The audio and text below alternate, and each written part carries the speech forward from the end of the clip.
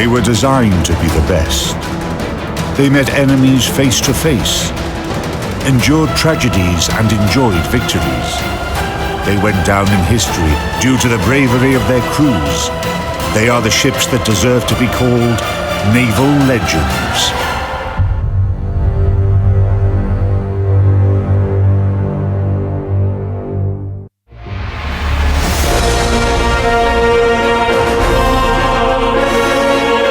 In this episode, USS Salem, the giant that was late for the war.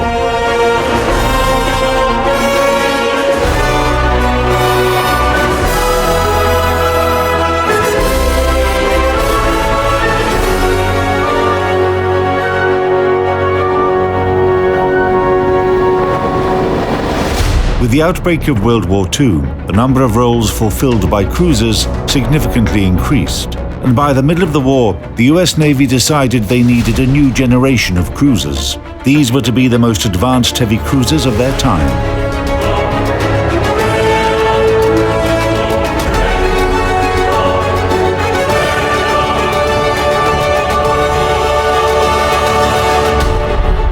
U.S. cruisers had proven their versatility in sea battles in the Pacific Theater. Indeed, they fulfilled multiple missions. First, their primary duties, for example, patrol and cruising in distant areas along enemy shipping routes. Second, providing fire support during landing operations. Third, providing fire support during sea battles. And finally, they showed their superb combat abilities in fighting against their airborne enemies. American engineers took all these factors into account in designing the new class of cruisers.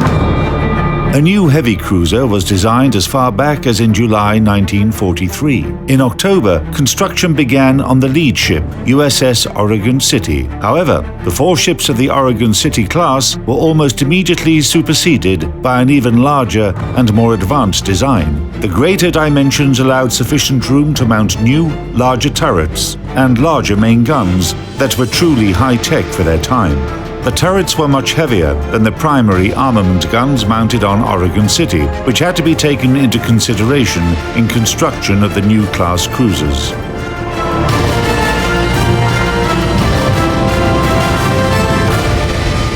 The new heavy cruiser project was named after the lead ship of the class, Des Moines. Initially, it was planned to construct 12 ships, but plans changed, and only 3 cruisers were built. The second one was USS Salem. Total displacement 21,286 tons. Length about 715 feet. Beam about 76 feet. Draft almost 26 feet. Armament. Primary armament. 9 times Mark 16 guns installed in 3 turrets.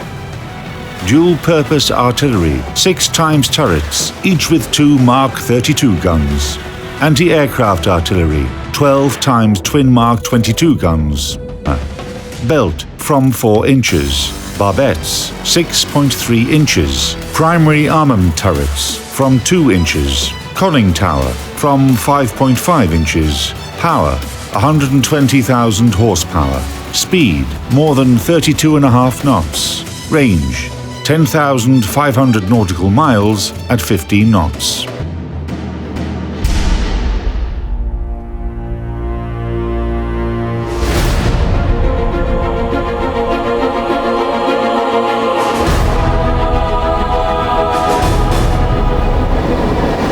Des Moines-class cruisers were 39 feet longer and 6.5 feet wider than Oregon City. Additionally, Salem's hull was divided into 5 areas by 5-inch bulkheads. Each area was equipped with independent fire suppression and damage control systems. The cruiser was heavily protected. The belt armor was up to 6 inches thick, where it covered magazine and engine room areas, and its height was up to 10 feet. Moreover, the ship was equipped with an additional bomb deck positioned above the main armor deck. It was intended to arm the fuses of aerial bombs, preventing them from penetrating deeper into the hull. This was a real armored fortress. Despite the increased dimensions and displacement of the new cruiser, the characteristics of the power plant remained similar to those on Oregon City. The same 4 General Electric turbines, 4 Babcock and Wilcox boilers, and the same power capacity. However, the positioning of the machinery on Salem was different. Thanks to the increased size of the ship, the designers were able to ensure better protection for the power plant. Each of the boiler turbine units was located in a different compartment and was used to drive a separate shaft, allowing the ship to stay running when any of the machine's components was damaged. The ship was additionally equipped with two 850-kilowatt diesel generators and an automatic air cleaning system. Thus, Salem was the first U.S. Navy ship equipped with an independent air conditioning system. But, of course, the main improvement of Des Moines-class cruisers was the primary armament. The ships were equipped with the innovative and unique 8-inch Mark 16 main guns with automatic loading,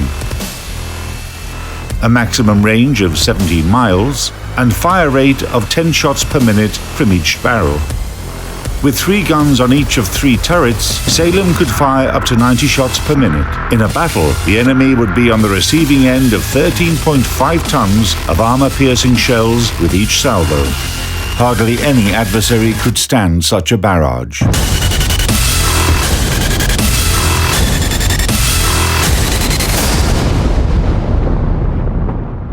With their increased rate of fire, the new cruisers needed larger ammunition reserves and accordingly bigger magazines. But it was worth it. The artillery systems installed on Des Moines-class cruisers, the Mark 16 system, had a rate of fire almost double that of the Mark 14 and Mark 15 systems installed on Oregon City-class cruisers. The guns could be loaded at any angle and were equipped with radio range finders and common control systems. Therefore, the Mark 16 systems installed on Des Moines became the pinnacle of primary artillery guns of World War II cruisers. The dual-purpose armament on Salem consisted of 6 twin turrets with Mark 32 guns. Their fire rate could be as high as 12 rounds per minute per barrel. They also had radar guidance that was the state of the art at the time.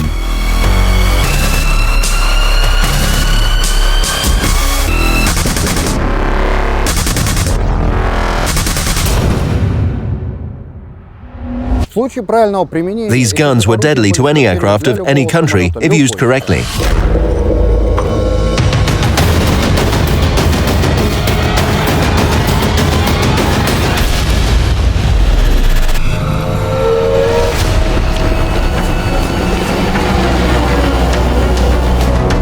However, at the end of the war, the main objective was to fight kamikaze pilots. To this end, new 5-inch twin-gun mounts were installed on the ship. Initially, the engineers planned to deploy 12 guns, but they mounted only 11.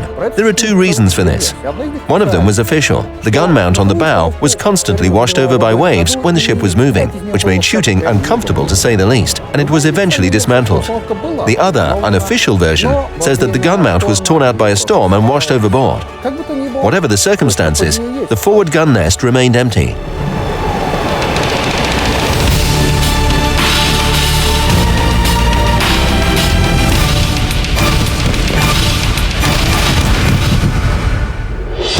Salem was supposed to have reconnaissance float planes on her stern. 2 deck catapults were planned for installation on the cruiser to launch them.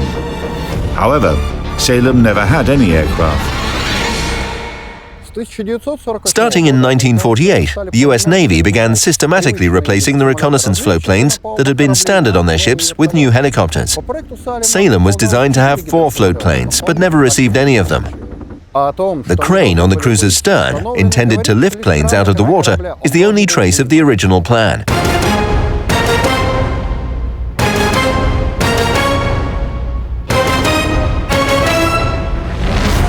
Armament capable of disabling any enemy ship, and experienced crews that knew how to defeat the enemy in both day and night battles.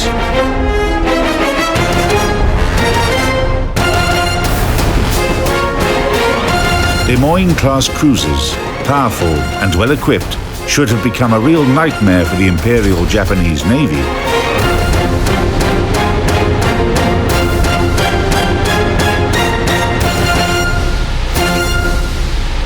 But they never did.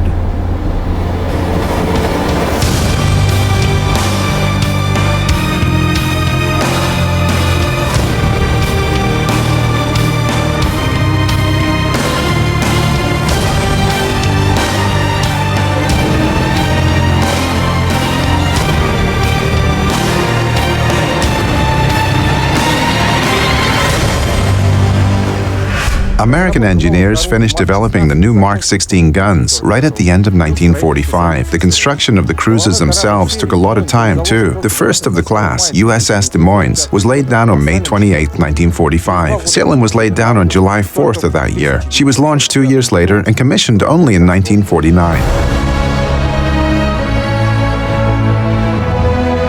Salem did not make it in time for the war that she had been built for. However, as of 1949, she and her sister ships USS Des Moines and USS Newport News were the most advanced heavy cruisers in the world and constituted a powerful naval force. During the next 10 years, Salem served in the 2nd Fleet in the Atlantic and the 6th Fleet in the Mediterranean Fleet of the USA.